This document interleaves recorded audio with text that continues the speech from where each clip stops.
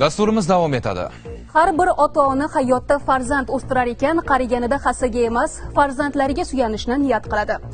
Ayniqsa sog'ligida muammo yuzaga kelganda farzandlarining nafaqat moddiy ta'minoti, balki ikki og'iz shirin so'ziga ham muhtoj bo'lib qoladi. Jamiyatimizda ota-onasini qarovsiz qoldirayotgan farzandlarga sud tomonidan belgilangan muddatga ma'lum bir summada otasining foydasiga aliment yoki moddiy yordam pullari belgilanadi. Oqoltinlik ota-onani sudga murojaat qilishiga borib yetgan vaziyatga sabablar emas, balki oqibatlar achinarli tus beradi.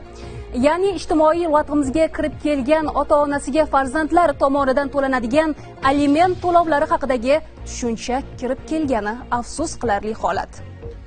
Muxbirimiz Mahfurat Xudoyberdiyeva fuqarolik ishlari bo'yicha Oqoltin tumanlararo sudining navbatdagi sud majlisida ishtirok etdi va keksa yoshli ota-onaning da'vosiga oid ish ko'ruviga guvoh bo'ldi. Fuqarolik ishlari bo'yicha Oqoltin tumanlararo sudiga farzandidan aliment so'rash mazmunidagi da'vo arizasi bilan kelish oqoltinlik ota-ona uchun oson bo'lmadi albatta. Sud majlisida ular farzandlariga birdek munosabatda bo'lib voyaga yetkazganini, qiz farzandlari turmushga chiqib ketganligi sababli o'g'illaridan umidi katta bo'lganligini afsus bilan tilga olishdi. Sud majlisida javobgar farzandning moddiy ahvoli yaxshi emasligi, hozirda voyaga yetmagan farzandlari uchun aliment to'layotganligi sababli moddiy ta'minotda qiynalib qolganligi oqibatida ota-onasiga yordam qila olmayotganligini tan oldi.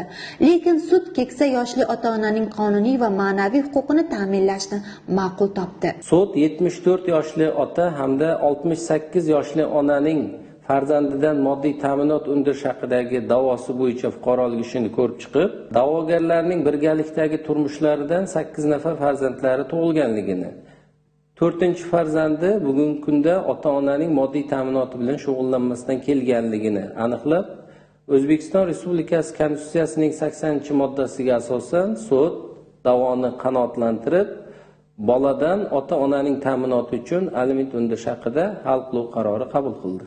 Shu tariqa da'vogar ota-onaning javobgar farzandga nisbatan talabi qanoatlantirildi. Xalqimiz bitta ota 10 farzandni boqishi mumkin, lekin 10 farzand bir otani boqa olmaydi degan iborani ko'p bora ishlatadi. Buni qarangki, O'zbekiston Respublikasi Konstitutsiyasining 80-moddasida ham voyaga yetgan mehnatga layoqatli farzandlar o'z ota-onalari haqida g'amxo'rlik qilishga majburdirlar deya alohida belgilab qo'yilgan. Bu kun Mahfurat Xudoyberdiyeva, O'tkir Bomatov, Sirdaryo.